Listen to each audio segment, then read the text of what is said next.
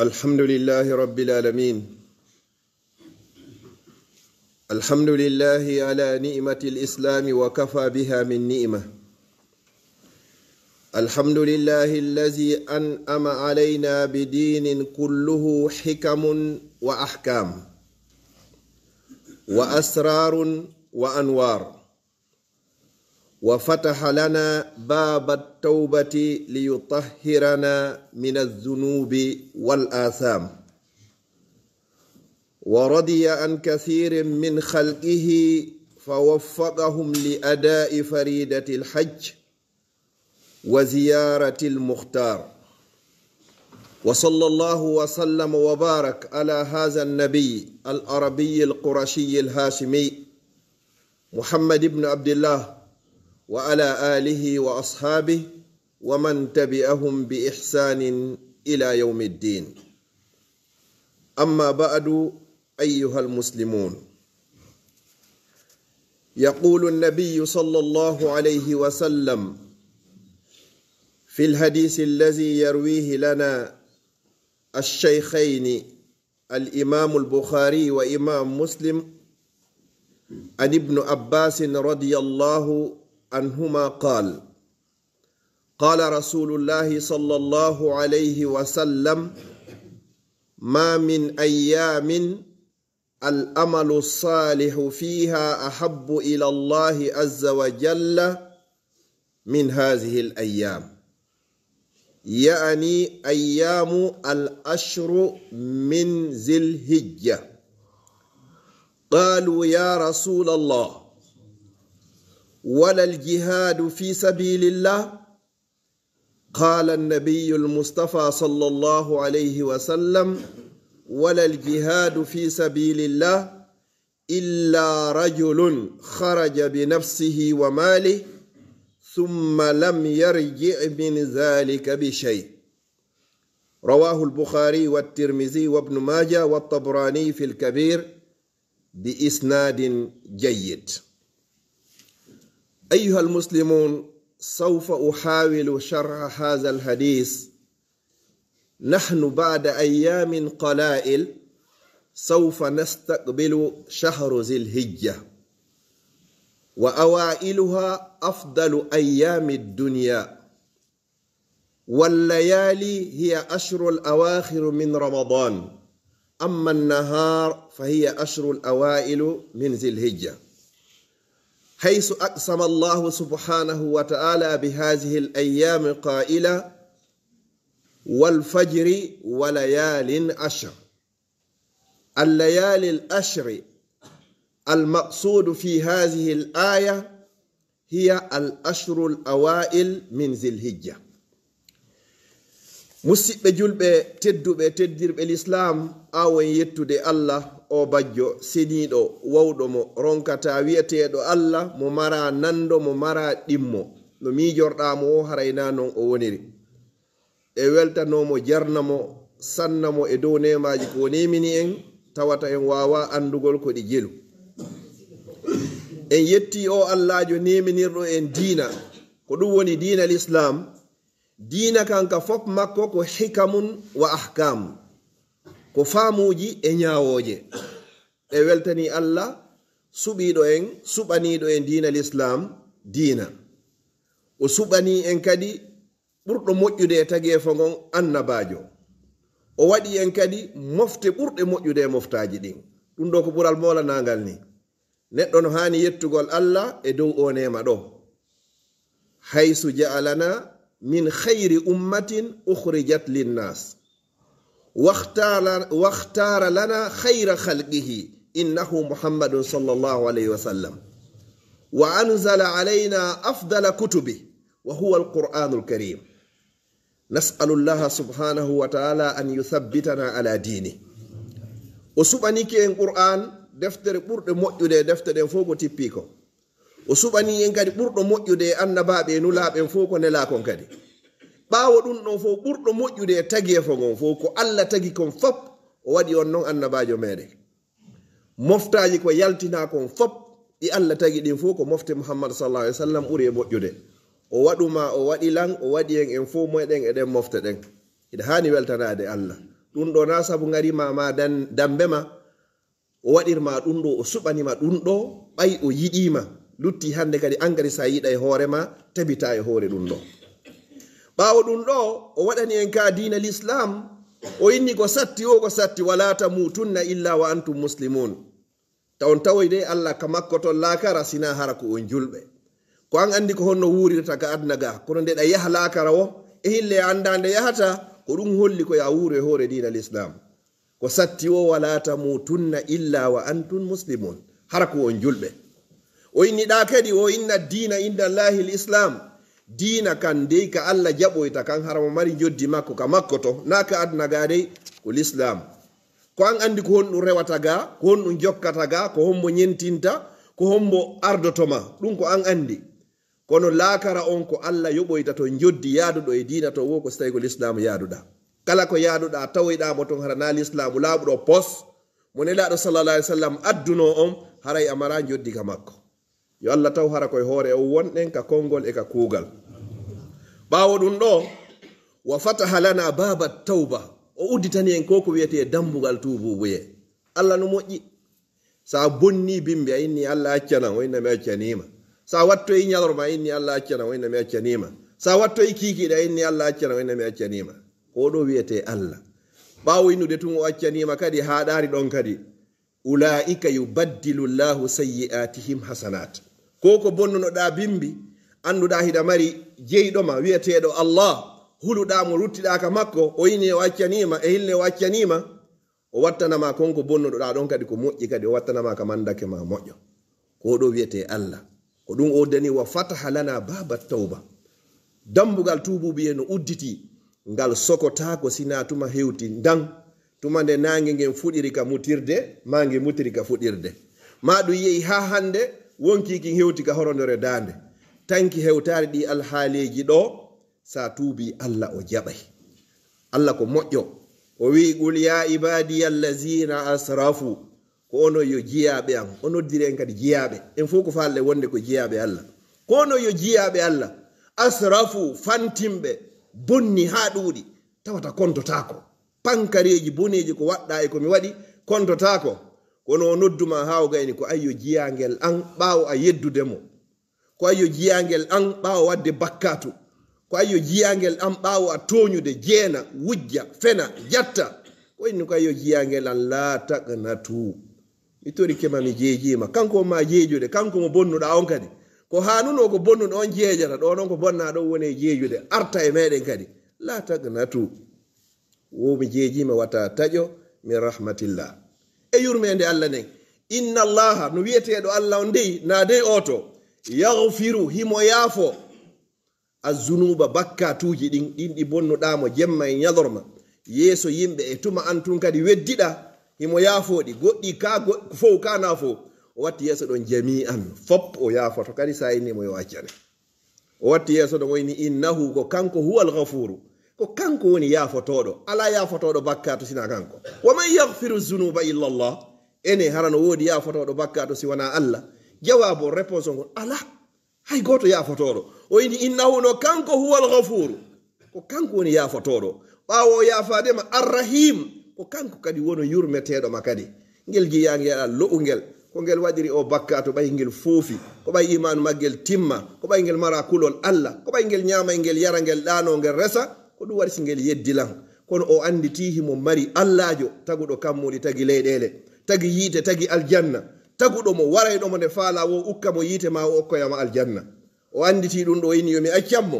min kadi mi accanimo ko ɗo wiyete Allah kono si jeeyaɗo woni ñallal fof timmugal jogandema bimbi ha kikiɗo heɓade astahfirullah laabi temedere hara noon hulɓitani jiyangel ngel wonta bimbi ha kikiɗi hara waɗade bakkatuji ɓuuri temedere tentini fewonɗo ɗa jogui téléphone hunkunkumi jogui ɗo ñande be hiɗa sowno be minute be hiɗa darde ɗum bakkatu ɗum 80% ko darete konko bakkatu imma publia ko hanaka ma dara ko hananoka darede foti ate foti atewaki yon noon Allah himo fonti jewɗe makko ɗen jemma fo jemma Allah aray ha noddirama inde ma nen ene hiɗa mari bakkatu toroɗa lammi yaafoma a yeggitiɗa wanno goɗɗi ñalorma hari immoɗa inna yo Allah accane siko jemma waɗirnoɗaɗi hay toroɗamo ñalorma yo yaafoma ko ɗo wiyete Allah laysa ka mislihi shay sifa makko ala ko do wiete Allah bani adama do ko inna himo moƴƴi o ko himo moƴƴi sa bonni mo nyande be tum o ina dum do ko yawrini anana on tina yonti jabu yawede ko wata jabu yawitede Allah non a yawoto mo hagayna yawodamo yande ko ara ina Allah accata winna mi accanima ko dum non tun mi accanima wa fataha lana baba tauba li yutahhirana fi honno wala dammugal tubo yengal ko fi yo labbin en mina zunub immoda den nangal bakkatuji wal asami e pankareji ko bani adama on tewi wadi pas ko din non tiggo Allah yafodi wona fere kanko faljuda ko si tawi ko faljuda wadda atewaki a anda sa yeyi a salligi ki ha moƴƴi haray on salligi don o yaadi e bakkatuji din kala ko tere de memuno o do wiete Allah waradiya an kathirin min khalqihi o yerlani o newani kadi ko buri hewde tagu makko ngum o munyani be kala ko be wadi kon fa waffaqahum o hawrin dinibe be honno li ada'i faridatil hajj fi yawgol totto ya farilla hajji on dum do kadi ko si Allah yidima o yurmanima si tawi wawugol tottoygol na hebugol mbuudi din ma laama gongol ma jangu gongol ma hebugol hondum de nabata goddo makka ko si Allah subhanahu wa ta'ala noddima yo Allah taw haray fu meden hiden nodda kala be harbe yo Allah newnambe do yara yawnobe ga yo Allah newnambe no be rutora mo be ko tawata ko sattani dum ko fi mbuudi di yo Allah addudi ko fi kaydin yo Allah newindi ya rabbal alamin si tawi kadi ko hakkile de woni fewtari ton ko Allah woni yilindira do berde jiyabe yo Allah ho yilu berne makko ne fewtinande ton yo Allah dandu goddo danda mo be o mayde mo mari ciudi didi ciudi tati parcelle je otoje hara wanda ko ndo makka hikori hara o perni hore makko zalika huwal khusranul mubin yahugol makka wado ya dewangal ko ngal yadata lakara darnugol ciudi din acca ko din accanta ronobe hida andi ko honno wadete e di ciudi bawo amayte hay goto anda da wawi accude be joni hore ko moƴƴi dum pallito yonde wotere ko hombo landitoroyte fi mudum ko an yangido fi jawdi din ha darni wallahi summa wallahi hara e yangorani no diina kan won wande yangorande aduna on en hebayno aljanna adna heben aljanna lakara kono hide yanganade aduna on de laabi cappande jeenay si hebe ngotun ko yangani e lakara ko hanno no wonde ko axe on contraire on toriki Allah yalla fewti berde meden ton o wi ayyuhan nas kono yo yimbe qad azalla alaykum ashru zil hijja sappo donkin on hewti gade nata sappo donkin sawfa yabda as-samin wal 20 min shahri mayu haray sappo yede de natay à partir de 28 de ce mois ndule rudo dum ko hawrata ko semaine aro do onni jongande ma nenyande ko honnum goddo hani wadugol an abdullah ibn abbas radiyallahu anhuma hibrul umma huwa allazi yarwi lana qala rasulullah sallallahu alayhi wa sallam ko ne laado Allah woni ko maki yendo den hadiso wo ma min ayamin ala wo e nyaldi ala e nyalormaji du 1er au 31 gomanne ma janvier ha hewto e décembre ala wo e nyalormaji al amalu salih fiha ahabbu ila Allah gollugol gollal moƴƴal hara hino mari baraji ka Allah min hadhihi al ayyam buri gollugol gollal moƴƴal ka nyalormaji sappo donki hande non ko nogay e tati asewe wona nogay e nayi juma awno asewe wona nogay e nayi ala wona nogay e joyi tenen wona nogay e jeego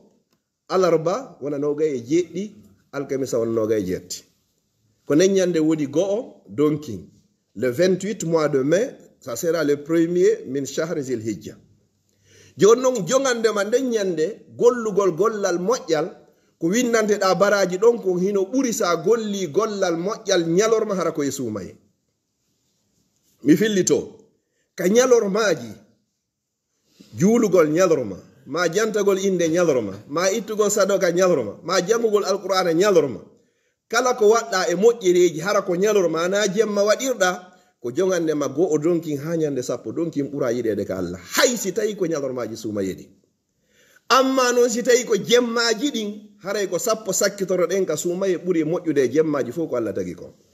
khairu ayyamin tala'at alayhi sham hiya al ashru al awail min zil hijja wa khairu layali hiya al ashru al awakhir min ramadan siko jemmaji din ko sappo sakkitoro den ka sumaye hara en jillindirari nyalorma on sa wada gollal moƴƴal ko sappo donki jende de ko gollu e majje ko de Allah woni do ini wal fajri o jodiri pedal fajri ma julde subaka wala yalin ashrin e sappo arande den ka donki sida fala wadde ko moƴƴi ko ɗo ɓay noon nelaɗo sa sallam maaki ɗum ɗo ka anna sahaba istaghrabu wa ta'ajjabu ɗum ngalɗini ɓe alawo gollal moƴƴal ko ɓuri e moƴƴude waɗgol ɗo ɓe yini hi sahaba ɓen noon no andi waɗoygol jihad fi sabilillah ɗum no moƴƴi fa qalu ya rasul walal jihadu fi sabilillah hay waɗoygol jihadu fi sabilillah ko waɗugol ko moƴƴi gonga sappo donki no ɓuri e moƴƴude fa qala nabi sallallahu alayhi wa sallam walal jihadu fi sabilillah hay waɗoygol jihadu fi sabilillah ko waɗugol ko moƴƴi kon e nder ɗe balɗe ɗo ɓuri e moƴƴude exception on ɓeyni honɗum ɓeyni wo illa rajulun si wona hara ko gorko kharaja bi nafsi o ƴetti wonki makko kin wa malihi e kala ko jawdi ko o jogi kon foppo o mooɓi o yehi fi waɗoygol jihadu fi sabilillah summa lam yarji bi zalika bi shay o yehi o haɓi ton o wari ha o wara o lutti e muɗum kanko wo wonki makko ki wo jawdi makko ni wo foppo lutti ton hara hay hunde artari ko oɗo pettu ɓuri waɗɗo gollal moƴƴal ka sappo arane donkin ɗo e ndu lewru wondu arde ɗo yo Allah hon tawne joni noon ko honɗum kadi ɓuri moƴƴude ko watte e ɗeɗo kadi moƴƴereji ɗi fof no woodi naafugol no woodi a wawi naafude ñalorma sa salmini joni fana on a wawi wadde ɗon ko ne wanima wo julugol walluha ɗum hino moƴƴi waɗugol astaghfirullah hino moƴƴi subhanallah famoy ko ñande timmi sappo on ko ñowandema goo donkin ha ñande sappo ɗi fappu ko ayto waɗa moƴƴere mum ko ɓuri noon moƴƴude e ko waɗa e ɗiɗo kon kadi fappu ko hibbugol ƴiƴam na noon nde wargol goɗɗo de mi fandi ko ittugol layya enen ɗo foppu hiɗen mari ko ittire layya lutti sa ittay e sa ittata en ɗo fof alamu mara revenu hayso ko wonɗo CPS ma wonɗo chômage ma wonɗo e gollude ka meɗen sa naɓiɗo 150 euro a heɓay dammol 200 euro ko nder fulawa men a heɓay dammol hara ko yettikol a ronkay ɗum e nder hitande waɗana hoorema sadaka ko hoorema wonɗa waɗande fiyo kol aro yewmal qiyama hiɗa faala lummugol sirate hara ko ya waɗɗo kol lumboya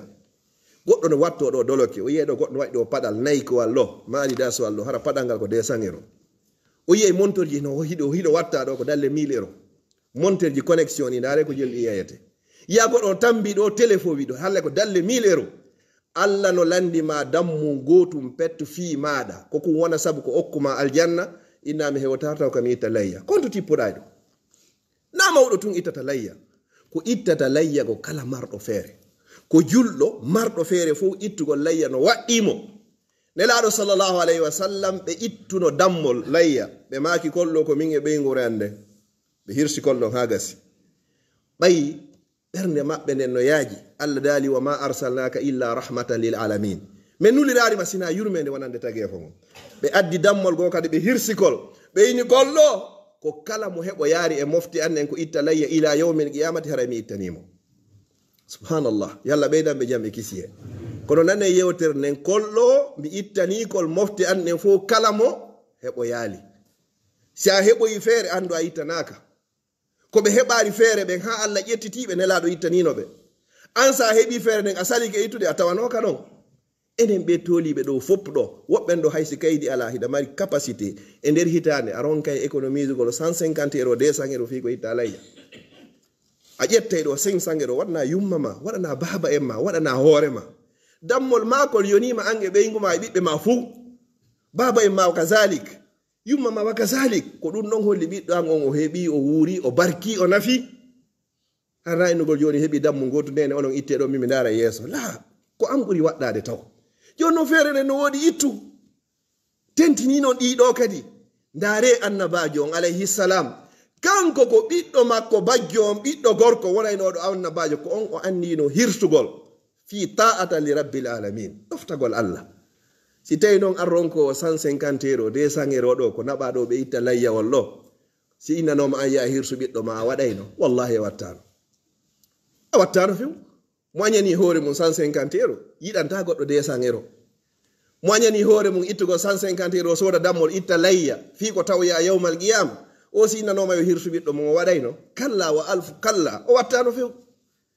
ko ɗum mawɓe meɗen ɓurirno en iman ɓe ɓurirno en kulol Allah haysi tawi hande en inni hiɗe ɓuri ɓe gandal ma goɗɗum ngo ɓe ɓuri en iman hiɓe ɓuri en kulol Allah yo Allah yaafo fatiɓe ɓen mawɓe meɗen ɓe si yeyno ha hewti ɓe prépare to hitande ka hewti o hara hiɓe eɓɓande konto ɓe heɓata dammol layya hibe andi ko dum non be tawoyta hande honto be woni be yehino be hettino joddi mabbe nin ton ko be wanno ko annon do goddo ƴaway do e auto wi kat wi ya say kaari no jogi auto wi wallahi sanari wata hande o yahari makka o anda kon to makka hikori hay umra o yahari hitande hewta do itata lay hay hunde ndi jawdi ko honno nafi yo Allah dande sifa de jawle de nafata hay hunde ko gaddim li nafsak ardinan hore ma qabla an tuqaddam ko adi ardinede ay pellete ardinte wallahi summa wallahi en fop meden sakkitoro meden ko ngayka woni sakkitoro meden ndi jawdi ko mobeten do basenji go naata do coggu basen ko heba joggol dammol layya no wodi kaftani ho joni sotte ko saudi do joni ko heba dammol layya no wodi fulawaji nokkel go hay sangero heba dammol layya kono da wakkili sanzindirde dum non hara armoire on pade de montor on collection hay lineti jeden ngangal mi wati do musibe so be ngal buri de sangero few hida wakkili watta no fi me kari no borni ko laba kon dum nafata nyande hewti mayda wobe borete be accia do hande kade be yetta be nabama ayadata hay hunde sina perkani hu hadi wadana hore ma ndare be capaabe musibbe meden do si hewti ka layyaji do jon tew addeta do haliba nene jog itta baba jom itta bibbe worbe ben itta tanira ben itta bibbe rewbe fop itta be adda be okora be itta sadaka do sika ko numbe faala wallahi summa wallahi ko be waddi dum ko dofta go dalla ko aljanna on ko be faala jonnon ene nyande be ko albarkatu hara hida mari hidani ko joni ga posma wadu susu joni awasa hebata fere lewru be lewru wallina €10 e nder lebbi sappo ko jelu ko €100 no €100 e nder la sappo e ko €120 naba fuuta dara sa heboyta dammol layya 1 million e ko fawi seeda hebay dammol ko moy meden ronkata dum ko fiyo no enta tawata enen kadi yimbe men hanjoni harabe wela fitiku yo juldire hewtu hara musidal ma bolondal ma hino mapi si hebay kilo tewu hida mari combien ka nder compte ma asika alla lani to ta ko ma fiidi yawmal qiyama asika alla wawata no wadde joni hara ko be woni ga hara ko a wonton o korte don wallahi mo wayi goddo wa hebude jawdi heba jaaw heba teddungal heba piiji fo ya ha hewte noku alla jetta fop wada ka asfi makol alla ko dandirta jawdi ko sabu ittangol jawdi ni sadaka wa anfiqu dafke itte sadaka wama tuqaddimu kala ko ardin don kadi alla ini min anfusi li anfusikum ardinan no hore mon wotajiduhu indallah on tawye dum ka alla kono ko sa ardini ene do fosi goddo fokkidi yawgol ka meden do vacances haray mo mapi tum auto wangal staygal regili wadama entretien suudu non kilim hoygo fo moƴƴintinama ene moƴƴiniri no gadi kilim hoygo e auto hoygo ka der gaburuji mede si goddo etama ha en dowtimo e ver do ma wadama do keso la hewti ko wullete ma do ko laabi didi petto wullete nyande hiwrondiral nyadangal den nyande mobondire don mo yida o gite mun no ciari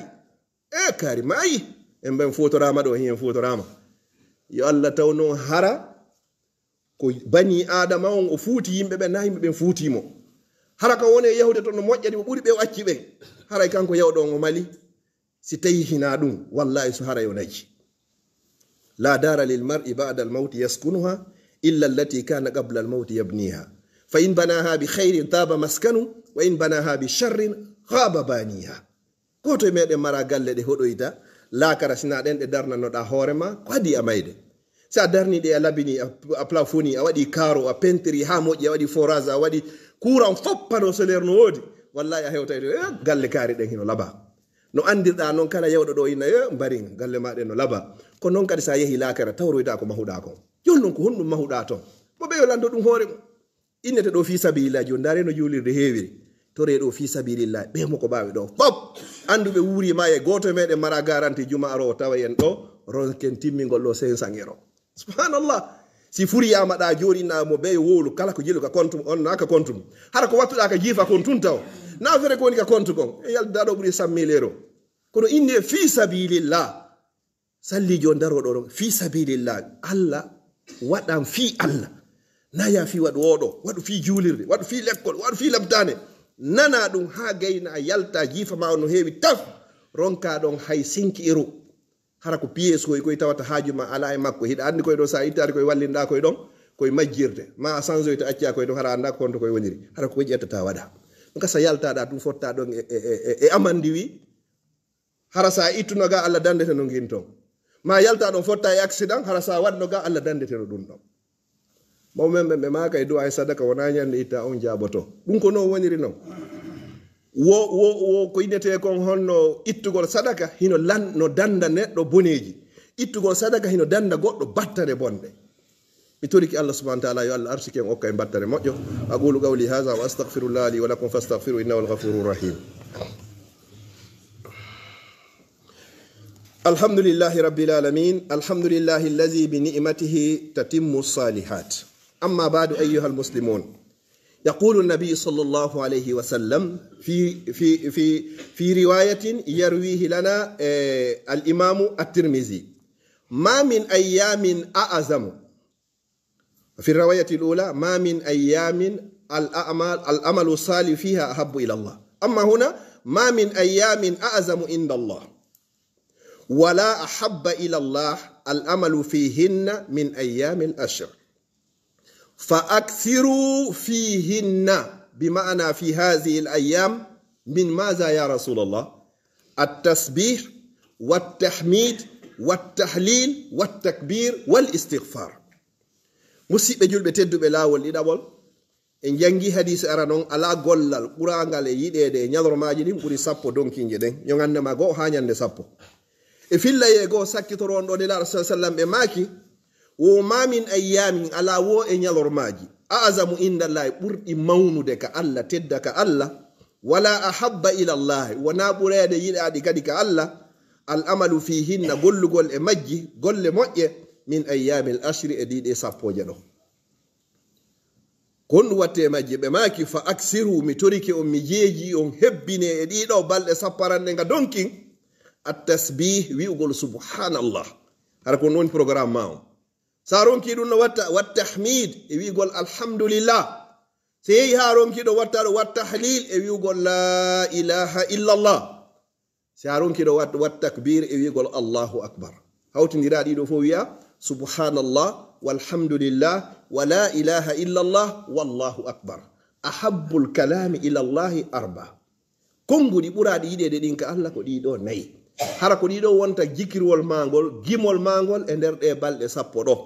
hawnaki no gasa alla longino yama dido kadi si hewdi kamaya mi toriki alla yo alla okku en battane moƴƴo mi toriki alla subhanahu wa ta'ala kala golle moƴƴe ko hana wadede de sappo wonde arde do yo alla arsike wadugol kala golle bonde hana de wo'itade yo alla arsike wawgol wo'itagol yo alla arsike on heben ko laabi ko duudi ko dagi wawen ittugol layya ittana mawbe meden kadi ya rabbal alamin toriki Allah kala wondunodo e anniye fi ittugol ngol yo Allah ho jabammo kala mo wondano e anniye onani de yewtere o itirle wajhillah yo Allah ho jabammo toriki Allah subhanahu wa ta'ala yo Allah wadu e yimbe harako okkoraybe wona okkortebe tun toriki Allah yo Allah okkore laarsike laabudo duududo dagido wadado barki yo Allah yaafo en den nagal bakkatuji meden fi zurriyaji men ko Allah waawi fewnde yo Allah fewnan di hore lawul islam hajju ko fewndi ko fokki tubbe fop yo Allah newn yahunoɓe fop yo Allah jabu be yahaari ɓe fop yo Allah newnu toriki Allah subhanahu wa ta'ala dande wadugol bakkatu mo yafatake yo Allah wurno en ko en julbe yo Allah ƴettuto en harako en gomdimbe mawbe men faati ɓe fop yo Allah yafobe kala ko be hawrondirno e sawaba yo Allah yoɓirɓe natal aljanna kala ko be wopuno sabu angal andugol yo Allah yaforɓe sabu yurmede toriki Allah enen kadi yo Allah okkoro en ko duwano en ɓaawo meɗen leyɗe meɗen ne fo leyɗe ɓe julɓe hayelta lagine yo Allah okkore lamɓe fewɓe nunduɓe huloɓe Allah yiɗuɓe leydi ni yiɗi ɓiɓɓe leydi ni enen kadi yo Allah waɗu en lamɓe laamateri fewndi nunnundi teddinayi ɓe ardiɓe ya rabbal alamin اللهم لا تفرق هذا الجمع المبارك إلا بذنب مغفور وسعي مشكور وعمل متقبل مبرور اللهم اجعل جمعنا هذا جمع مرحوما وتفرقنا من بعد تفرقا معصوما اللهم لا تجعل فينا ولا معنا ولا من بيننا شقيا ولا مطرودا ولا محروما اللهم اجعل لنا من كل هم فرجا ومن كل ضيق مخرجا ومن كل بلاء عافية اللهم هبب إلينا الإيمان وزين في قلوبنا وكره إلينا الكفر والفسوق والعصيان واجعلنا من الراشدين اللهم اجعلنا من الراشدين اللهم اجعلنا من الراشدين وآخر دعوانا الحمد لله رب العالمين وأقم الصلاة